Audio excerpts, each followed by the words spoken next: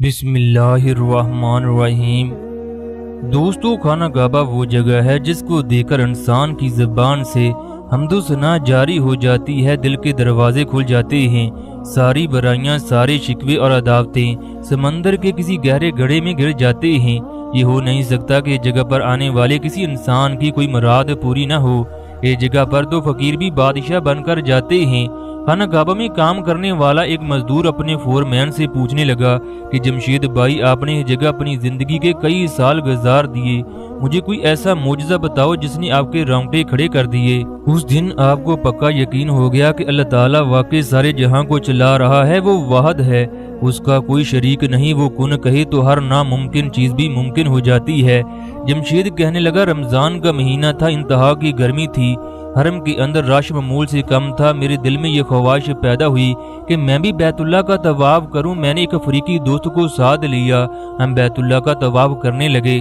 طواف کے دوران ہم نے دیکھا ایک عورت نے ایک چھوٹے سے بچے کو اپنے کندھے پر بٹھایا اور وہ زور زور سے ندا لگا رہی ہے، اے رب کریم، میں اپنے گزرے ہوئے زمانے پر تیرا کس طرح شکر ادا کروں؟ تو غفور ہے، رحم کرنے والا ہے، تیری شان و شوکت کے کیا کہنے، تیری قدرت پر مجھے اپنی جان سے زیادہ یقین ہے۔ تو بندے سے 70 ماؤں سے زیادہ پیار کرتا ہے۔ تو بندے کی مدد کے لیے نہ صرف آسمان سے فرشتے نازل کرتا ہے، بلکہ وہ کرتا ہے جسے سن کر آنکھوں اور کانوں کو یقین نہ آئے، دماغ کام کرنا چھوڑ دے، لیکن دل گواہی دے، یہ اللہ کی ذات ہی کر سکتی ہے۔ جمشید کہنے لگا، ہم لوگوں کو اس کی باتوں سے بڑا تجسس ہوا، چنانچہ جب اس نے طواف مکمل کیا، ہم دونوں اس کے پاس گئے تو ہمیں پتہ چلا اس کا تعلق افریقہ سے ہے۔ وہ عورت میرے افریقی دوست کے شہر کی تھی۔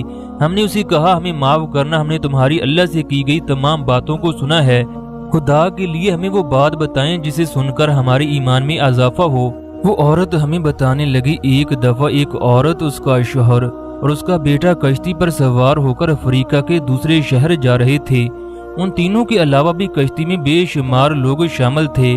کشتی میں رقص و سرور کی محفلیں جاری تھی۔ یہ تینوں مسلمان ہونے کی وجہ سے کشتی کی ایک سائیڈ پر بیٹھ کر اپنی منزل کا انتظار کرنے لگے۔ اسی دوران اللہ کا کرنا یوں ہوا، ایک بہت بڑے سمندری طوفان نے کشتی کو چاروں طرف سے گھیر لیا۔ تمام لوگ اپنی جان بچانے کے لیے اللہ سے مدد مانگنے لگے۔ اسی دوران کشتی غرق ہو گئی، سب کے سب لوگ اس دنیا سے رخصت ہو گئے۔ وہ عورت اور اس کا بچہ کسی نہ کسی طریقے سے ایک تختے پر بیٹھنے کی وجہ سے بچ نکلے۔ عورت نے دیکھا ایک حبشی بھی تختے پر بیٹھا ہے۔ پوری کشتی میں 3 لوگوں کو اللہ نے بچایا۔ جب صبح کا سورج نکلا تو وہ حبشی تختے کو ہٹاتا ہٹاتا تختے تک پہنچ گیا۔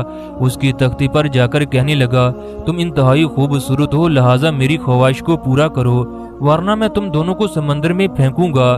وہ عورت کہنے لگی، اللہ سے ڈرو، ہم کس مصیبت میں مبتلا ہیں اور تم اس طرح کے گناہ کی بات کرتے ہو، اللہ کو جا کر کیا جواب دو گے؟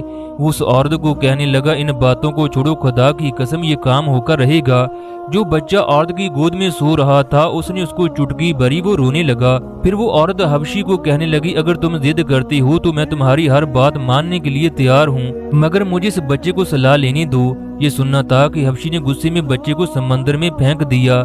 اس عورت نے روتے ہوئے اللہ سے کہا، یا اللہ، تو طاقتور ہے، تو ہی مجھے اس سے بچا سکتا ہے، بے شک تو ہر چیز پر قادر ہے، خدا کی قسم۔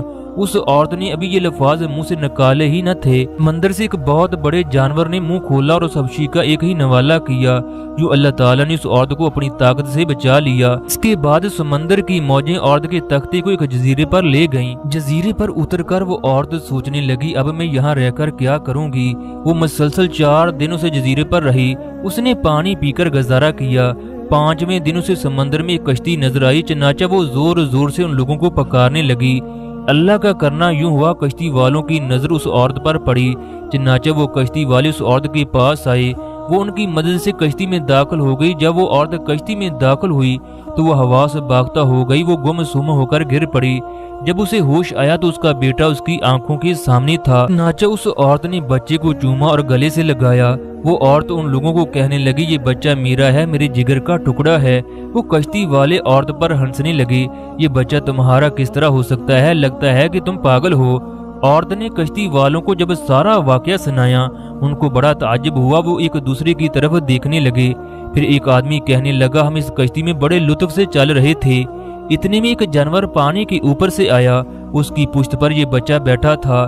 फिर गैब से आवाज आई, अगर तुम लोगों ने इस बच्चे को उठाकर अपनी कश्ती में ना लिया तो तुम्हारी कश्ती डुबो दी जाएगी। चनाचा हमने इस बच्चे को उस जानवर की पुश्त से उठा लिया। इसके बाद वो जानवर पानी के अंदर चला गया।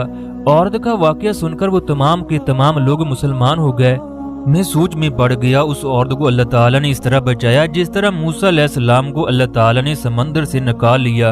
वो कहने लगी, उस औरत ने वापस आकर एक मदरसा बनवाया जहाँ बेशुमार लोगों को तालीम दी जाती। बेशुमार लोगों ने इस्लाम कबूल किया। खाना काबा में मौजूद वो औरत जमशीद और उस अफरीकी को कहने लगी, वो औरत मैं ही हूँ और ये मेरा बच्चा है जो अल्लाह ताला की कुदरत और ताकत से हम बच गए। ये वाकया सुनकर जमशीद और उसका दोस्त हैरान परेशान हो गए। जमशीद ने मजदूर को जब ये वाकया सुनाया, उसके न सिर्फ ईमान में इजाफा हुआ बल्कि उसका यकीन और भी पुख्ता हो गया कि अल्लाह ताला सारी कायनात का मालिक है, सारी दुनिया उसकी मुट्ठी में है, वो जो चाहे वो कर सकता है। दोस्तों, अल्लाह ताला अपने बंदे से 70 माओं से ज्यादा प्यार करता है। हुजूर अकरम सल्लल्लाहु अलैहि वसल्लम ने फरमाया, जब अल्लाह ताला किसी बंदे से मोहब्बत करता है तो जिब्राईल अलैहिस्सलाम को पुकार कर फरमाता है, मैं फलां बंदे से मोहब्बत करता हूँ, इसलिए तू भी उससे मोहब्बत रख। चनाचा जिब्राईल अलैहिस्सलाम भी उससे मोहब्बत करने लगते हैं। फिर उस बंदे के लिए आसमानों पर ऐलान करते हैं कि अल्लाह फलां से मोहब्बत करता है, तुम भी उससे मोहब्बत करो। चनाचा आसमान वाले भी उससे मोहब्बत करने लगते हैं। जमीन में उसके लिए मकबूलियत लिख दी जाती है।